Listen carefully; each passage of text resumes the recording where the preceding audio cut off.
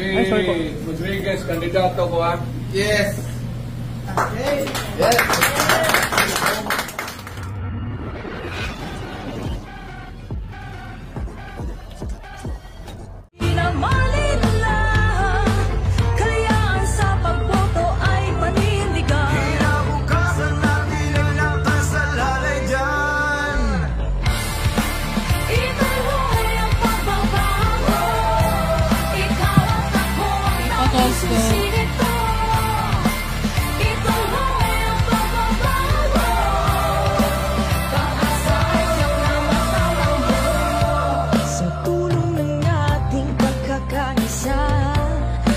Ang pag-ulan ay sigurado magagawa.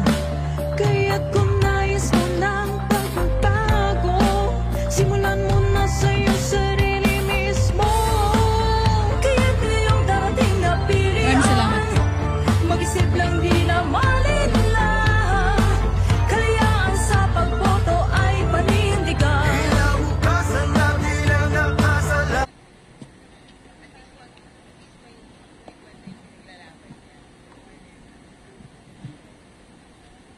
Magandang araw po sa ating lahat. Sa aking paghain ng aking kandidatura ay formal at opisyal na ho akong aplikante ninyo sa pagkasenador. At sa gitna ng tila nakabibinging katahimikan at pagkonsinti sa kaliwat kanang korupsyon at higit pang korupsyon, kagaya po ninyo, hindi ko rin matanggap na magpatuloy ang ganitong uri ng baluktot na pamunuan. Kung kaya nadinig ko at tumugon ako sa pakiusap ng ating mga overseas Filipino workers at tumugon ako sa hamon ng hakbang ng maisog na pamunuan ang tunay na oposisyon. Ako ay naghain bilang isang independent candidate, bilang pagkilala at pagsagisag na ang tanging partido ay ang Republika ng Pilipinas at ang aking mga kaalyado ay kayong mga Pilipino. Ipagpapatuloy ko ang mga advokasya ng hakbang ng maisog, calling for transparency, accountability, peace and security in governance. At bagamat mabigat ang landas na tatahakin, panatag po ang aking kalooban na higit na mas nakararaming Pilipino ang kasama ko dahil alam ko kayo ay pagod na sa korupsyon, sa droga at marami pang korupsyon. Kaya't halina, samahan po niyo ko tungo sa good governance and war on corruption. Let us not give up on our nation. Let us not give up on the Filipino people. Let's not give up on our fight against corruption. Thank you very much. Thank you, sir. Are there questions from the media? Yeah, go ahead. Inquiry.net, John.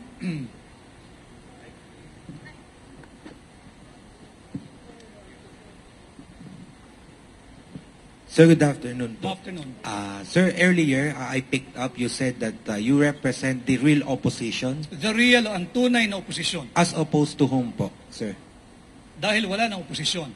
Maraming nagpo-post during na oposisyon and wala naman tunay na oposisyon. What about, sir, yung mga sa Liberal Party, sir? Do you consider them opposition or not? Do you? Do you? No, sir. What about you, in sir? our present day and setting, do you consider anyone an opposition now? Thank you, sir. Okay. Sandra Aguinaldo, GMA 7. Hi, Attorney. Apo. Hi, Sandra.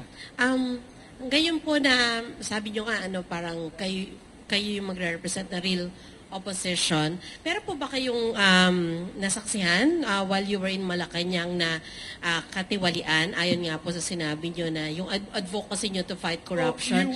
And willing po ba kayo na isiwalat yon sa publiko? You covered us during the campaign, Sandra.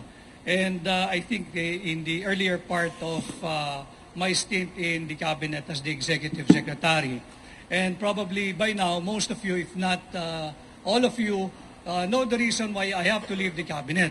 Dahil sabi ko nga doon sa pahayag ko sa interview before, ang direksyon namin, simula ng aking sinamahan ng kampanyang huli, ay patungo sa good governance at to temper the greed and to temper the corruption. At nakita ko na kabaliktaran yung aking na-witness, Sandra, napakaraming counterflow at iba yung direksyon nila.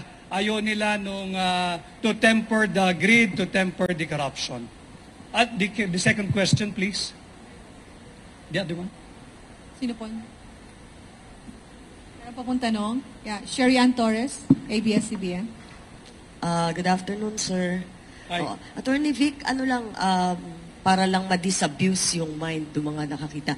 Can you explain to us yung closed fist post nyo kanina while you were presenting that? Kasi that's very identifiable to the former president. Yeah, because we share the same position when it comes to the opposing the attempt to amend, revise our Constitution. And as you know, magkasama kami ni Pangulong Duterte sa hakbang ng maisog at ang aming ang isinusulong ay ang isang gobyernong may transparency, accountability, peace, and security. And just before I go here, I was endorsed by President Duterte as among his candidates, but I'm not running under PDP. Okay. So it's a personal endorsement of the former president? Well, I guess so, yeah. It's a personal endorsement by President Duterte, and I do not know what lies ahead. Probably I'm open to being adopted by any political party. Sir, just one last. If and when it happens, you will be elected as a senator.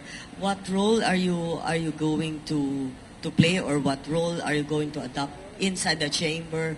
Will you be part of the so-called opposition? Are you going to expose what you've seen when you were still inside the cabinet?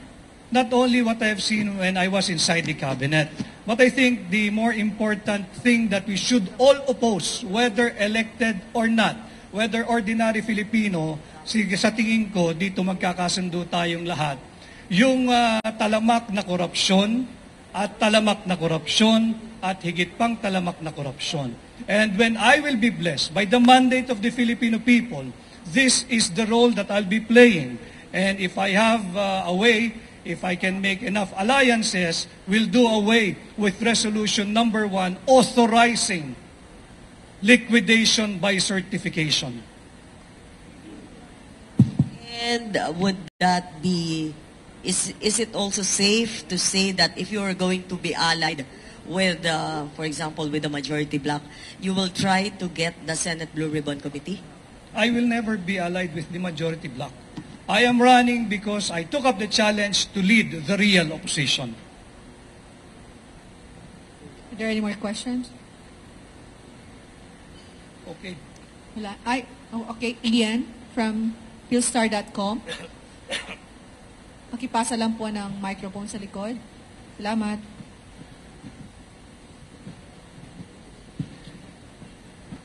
Attorney, to clarify lang, how would you define what you're saying na real opposition na magiging kayo, if ever?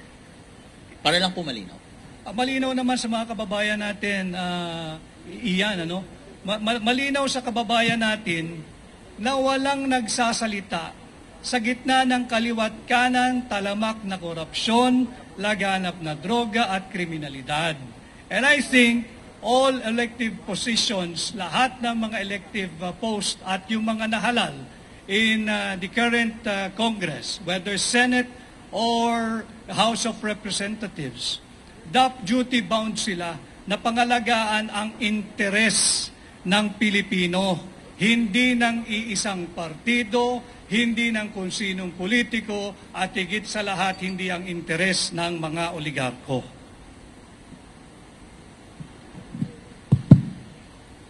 One last question from Rappler, Dwight. Sir, you say you're fighting corruption. What can you say lang to people who might get the impression that it might be contradictory kasi you're now allied with a former president whose administration was also plagued with allegations of corruption? And to follow na rin, anong masasabi nyo sa ongoing congressional investigation patungkol sa mga supposed anomalies na nangyari sa nakaraang administrasyon? Yung korupsyon, hindi yan inimbento ng kasalukuyang administration. Hindi rin yan inimbento ng administration ni Pangulong Duterte and the administrations before him. But ibang usapan na lalo mo pang palalain ang korupsyon sa iyong termino. As to your next question, what is mine? What is your view of the current congressional investigation that deals with the supposed anomalies that took place under the presidency of of Rodrigo Duterte? Let the axe fall where it may. And I think even President Duterte is very, very emphatic about it. If you have something against him, file it in the case within the jurisdiction of the Philippines. Ma'am, last question. Sir, last question lang. Ano po yung current relationship nyo with President Bongbong Marcos? When was the last time you talked? Does he know that you're running? No. Hindi na kami nakakapag-usap ni Pangulong Marcos. Ang huling usapan namin, I think, September of 2022. At hindi ko kinakailangan magpaalam kahit kaninong politiko sa aking desisyon na katawanin ang tunay na oposisyon at ang interes ng mamamayang Pilipino.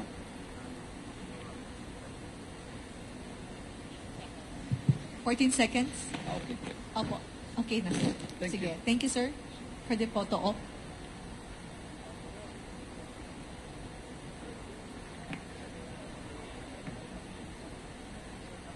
Nagpa